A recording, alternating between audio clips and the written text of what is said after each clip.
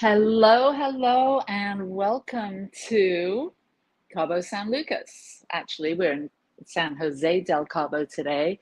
My husband and I are here on retreat, and this is SATYA Live. And every Sunday, we come together to do a spiritual deep dive, to share some spiritual principles and practices that I know will help you on your journey. Wherever you're headed, whatever you're doing, I think that the things I have to share today will be extremely helpful and supportive of you, me, all of us, as we become more centered and more mindful about our life and ourselves and how we manage our energy and our thoughts and our emotions. So welcome. I'm so glad that you're here. And today we're celebrating this beautiful weather. I don't know if you can see, but it's kind of lights behind me, but there is an ocean back there. And we're all about inspiring minds, healing hearts, transforming lives, and evolving consciousness. And that's what we've been doing down here in San Jose del Cabo with a group of our minister friends. And we've been connecting, going deep, having some fun. And I hope wherever you are and whatever you're doing, I hope you're enjoying yourself too. So why don't we start with a little meditation? You can hear the waves behind me. If you will, close your eyes and tune in to the stillness. Become present right where you are. There's nowhere to go, nothing to do, other than to simply be here now. Deep breath in, breath out, breath in, breath out. And as you relax your body and become still and centered, take another breath and relax just a little bit more. Grounding and going deep. And just paying attention to the inside as well as the outside. And just notice that subtle switch when you're focusing your awareness on the inside and when you're focusing your attention on the outside. And allow everything to be just right. Allow it to be just as it is.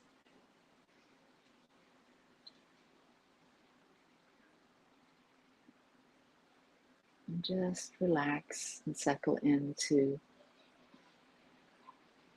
the depth and the breadth and the width of this moment, the now moment. It truly is the only moment that exists. And this is the point of creation. And so as we calm our minds, just noticing the thoughts as they come and go, and as we settle and relax, we become at that point of zero, where there's nowhere to go, nothing to do, just fully present. Very good. And now let's take one more deep cleansing breath. And as you exhale, open the outer eyes and welcome back. So today I'm going to be talking about the head, the heart, and the body. These three centers of intelligence. And we have access to all three all the time. And we may not be aware of this. Many of us have a tendency to rely on one of these centers of intelligence. And here in the West, it's primarily the head center. And so once we realize we also have the intelligence of the heart, there's actually there's neural cells within the heart and the gut. And so this wisdom, this intelligence is something that we can bring our attention to and cultivate. So we're usually identified with one of these centers more than the other. And then another will be just below that one or have access to it. And then there's probably one that you don't use so much. I know for me, I'm very engaged with my heart, my emotions, and my head, my thoughts, but not so much with my body, the intelligence of my body. I kind of just cycle through the head and the heart. But as I've been practicing over the last several years, bringing more awareness into the body and tuning in to this deep primal intelligence, the instincts, the gut knowing, the felt presence of being really engaged and with the body. And this is a very key way of balancing the central nervous system, is by bringing awareness from the head and the heart down into the body. And when all three are in congruence or in alignment, then we have greater access. Because when we're in the head, we tend to analyze, and the people that are dominated by this center, their entire life experience is mostly shaped by their thoughts. There's so much more to that, more to perceiving the world than just through the head. But this is how we're educated, and this is how we're supported to be, really sharp thinkers, and to use our head and to lead with conscious thoughts. And that's all wonderful, but there's greater wisdom and intelligence. So if you're one of those that lead with the head, you may be analytical, and you may have an amazing imagination, and you know how to plan things and get things done. But sometimes the head center types can be overly logical and maybe detached from feelings and emotions. And so stay with me, because a lot of head center types seem to really value this and don't value the emotions, or see them as somehow getting in the way of their critical thinking. When the emotions, knowing how we're feeling, knowing what's important to us, knowing how the connection is between us and the people that are most important to us. This is vitally important, emotional intelligence. And when we can understand our connection with others, when we can have a deeper felt sense of that connection, and how our words and our thoughts and our actions impact others, we learn this through becoming emotionally intelligent. And then we sort of expand that heart center out. And so we consider the greater heart. We consider how what we do and what we think and what we say, and how that affects those around us. And so we might hesitate and do a little self-inquiry before we act, because we're not only considering the logic of something, but we're considering the impacts that we might have if we do this or that, or if we don't do this or that. And so we develop this emotional intelligence using our heart center. And many people that are dominated by this center, their experience is shaped by their feelings. And they're usually very emotionally intelligent and empathetic, and heart-centered people usually really value their connection with other people.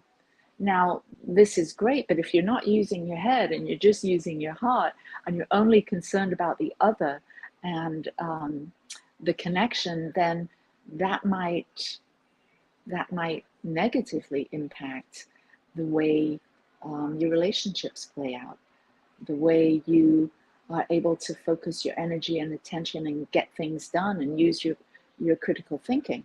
And so it's good to have awareness of the head and the heart and the body. And so for those that are connected or primarily focused through the heart center, they can get overly focused on image, and they can really get fearful of rejection or abandonment or upsetting someone, or with the idea that somebody doesn't like them. So they tend to feel the full depth of those emotions, and that doesn't always serve. Sometimes, but not all the time. And then as we drop down into the body center folk are the ones that experience life through their senses. Many people are dominated by this center, and they are all of their experiences are shaped by their sensations. They're usually committed and responsible and value truth and honor, but they can be judgmental and inflexible. So we get to deep dive into these three centers today to see how we can possibly, if sorry, there's a plane flying over, possibly if you have access to two of them, let's say you're really good at the emotions and the body, really have a good sense and instinct about how you're feeling, how the others are feeling, if you're in a good place, if you're feeling connected. You might have real access or awareness about your energy and how much to exert, how much to hold on to, but you don't really rely or lean on your head center, your intelligence, your wisdom, then you're missing out. And so we get to develop all three centers so that before we make an important decision, or before we maybe have a task at work, we begin to breathe and call upon, lean into these three centers of intelligence to gain more of a wholeness perspective. Start to consider with all of these centers of intelligence what we might want to do, or how we might want to do it, or how we may better connect with the work that we're doing, or the people we're engaged with, or the plans that we have coming up. So I'd like to maybe do a little experience, a little activation, so you can get an idea, and you can do this for yourself. You can take 5-10 minutes every morning and just guide yourself through these three centers so that you can activate them and have them all on board, so that as you're moving through the world, as you're interacting, as you're going about your work, as you're traveling, whatever it is, you can start to make better informed decisions based on these qualities that you have within you, that some might be dormant. And so we're going to activate them right now. So if you will, close your eyes and let's take a deep breath. And as you breathe in, imagine as the breath comes in, it comes in through your head and up and round, kind of like a wave. And imagine the breath just swirling through the head center. And we'll just focus on the head for now. So as the breath is in the head center, call upon your natural wisdom. I love that term, natural wisdom, because it implies that there's an authentic self, an essential self that has access to deep natural wisdom that's way beyond what we've learned in the years that we've walked on this planet, in this incarnation. There's a greater wisdom. Once we explore this head center, we can see that it's not just the sum total of our thoughts, but we can actually expand into the greater mind, into infinite possibilities and potentialities, natural wisdom from our ancestors. We can, as we explore this in a really deep and mindful way. Just see if something starts to happen within you, that your mind becomes more expanded and you're able to connect more deeply with the wisdom of the ancients, with the wisdom of the divine, and you start to have access to more possibilities and more potentialities than maybe you've considered. And so as we breathe and we clear out the fog and the confusion and the distractions, and we start to really feel, and you can do some self-inquiry here and ask yourself some questions. Like, what am I thinking right now? What can I focus on that is truly important to me? What wisdom is just below the surface that if I'm relaxed and centered and focused enough, I can attract into my field and gain access to this deeper intuition of the mind that allows us to know things without knowing why. We just know something. This is what intuition is. Something occurs to us. We don't really know where it came from, but we absolutely know that it's true. And so expand into that deeper awareness. Very good. And now I want you to drop down into your heart and feel the swirl of energy that accompanies your breath as you breathe into the heart center. And as you breathe into the heart center, the feeling of compassion, acceptance, loving kindness expands. And we begin to feel connected with all human beings. In the head, we're connected to the one mind. In the heart, we're connected to the one heart, the one flow of love that we are, all of us. We're all this constant flow of divine love that is available to us when we turn in that direction.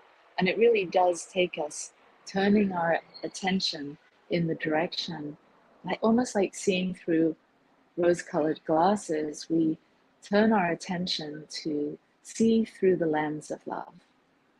And we become love's presence. And so as we call upon our natural empathy and understanding and compassion and loving kindness, we begin to access wisdom that comes from a deep sense of connection with all beings. And we all share, we all can tune into this higher vibration, this higher frequency of love. I've been watching the pelicans as they've been flying along the shoreline here in Baja, and they all seem to fly in unison. They all seem to veer off at the same time and dive down at the same time. They're tuned in to a greater sense of connection with one another. And I believe that we can do this through the mind and through the heart and through our sense presence, our felt sense perception with feeling one with all physical life. And so let's move on down to the belly center for a moment and feel that swirl of energy moving through the belly center and activating and igniting this body intelligence, the gut intelligence, that deep primal instinct that we have as mammals. We know how to be a mammal. We know how to bond. We know how to procreate. We know how to nourish ourselves. And this is all from this gut center. Our body knows how to be. And sometimes we shut this intelligence down, or we never activate it to the capacity that it can be. And so we don't have that amazing wisdom that the instincts and this ability to manage our energy and to become present, truly present with whatever we're doing, with whomever we're with. And this is all about aligning these three senses of intelligence and calling upon all of these qualities: our natural wisdom, our visioning, our focus of attention and intention, and our thoughtfulness. And then our heart, we call upon our empathy, our understanding, our compassion, and our loving kindness. And then in the belly, we call upon our ability to become grounded and present and really see each other and really be in touch with our energy, move our energy, soothe ourselves when we need to. We can go within with our inner eye and do some clearing and healing based on noticing where there's energy blocks within our body.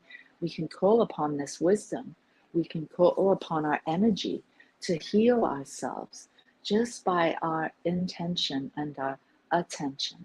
And so as we start to get in touch with our natural energy, we develop a deeper sense of discernment. We know where to go. We know what to say yes to, what to say no to. We know how to organize our energy. We know when to be big energy, when to be smaller energy, when to be flowing energy, when to be more active energy. And we get a deeper sense that it's all working together. We get to bring ourselves into this central alignment. So we can say, in essence, my mind is clear and focused on what is truly important to me. My heart is open and loving and accepting of what is before me. And my body is strong and grounded and responds with right action. We have the ability to practice this level of mindfulness and bring to our life a more rounded, well thought, well felt through, more energetically appropriate way of being, way of interacting with everything and everyone around us. And so I hope this has been helpful for you. I know it has for me. I can always get a little triggered when I'm traveling and out of my normal surroundings and my elements. And so I have to practice this three-centered breathing, this three-centered activation, so that I can enjoy where I actually am. Because if I'm always in this state of things aren't quite right, I don't have all the things that I'm used to having, or the food isn't exactly the way that I prefer it, or whatever my ego mind and ego heart and ego body intelligence wants to say, it can complain a little bit and sort of cause me to sort of go within, or not go within, but kind of draw back from the full experience that's occurring. And so when I do these practices, it helps me to activate these high qualities of the head: imagination, visioning, and expanded thinking, and thinking outside the box. And it gives me better access to be mentally calm, to loosen the anxiety, and it just dissolves when I can practice this mindfulness practice in the way that I've explained.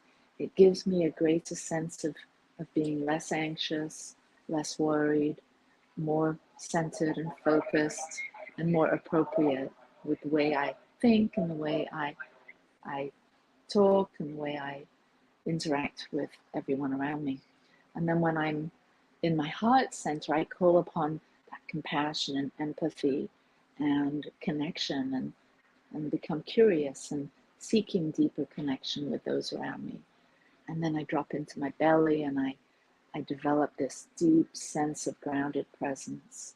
And so it's sort of this intelligence, this wisdom, this heart-centered wisdom drops down into the body, and then there's a deep sense of all is well, all is peaceful, and I feel better prepared, I feel clearer.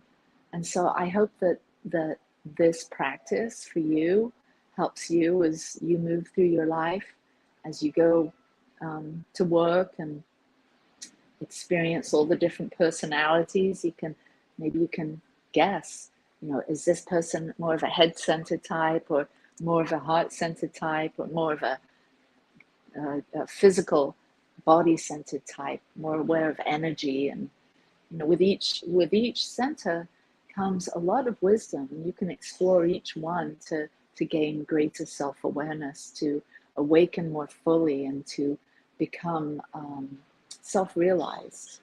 This way of moving through the world, the way I believe humans are designed to move, with more intelligence, emotional intelligence, and body intelligence. And so I'm so happy that I could share this little balcony spot with you today, and I'd like to share a little prayer with you before we go. So, if you will, let's close our eyes together and come into this place where we know there's only one. There's only one power, one presence, one infinite organizing intelligence that is forever flowing and moving and evolving and growing. And me and you, all of us are contained within this grand overall designing creative energy. And we are on the very leading growing edge of this evolution, of this oneness that is continuously becoming more and more of itself, expressing itself in terms of omniscience, omnipotence, and omnipresence. And so as we consider ourselves as omniscient, we open up to the divine mind. As we consider ourselves omnipotent, we gain access to the power of love that propels us, that is that very ineffable force for life and for good that is occurring in our life. And as we connect with the omnipresence, we become aware that there's only one. There's only one of us here. And we feel this interdependence, interrelatedness. And we interact with all three centers awake and alive and on board.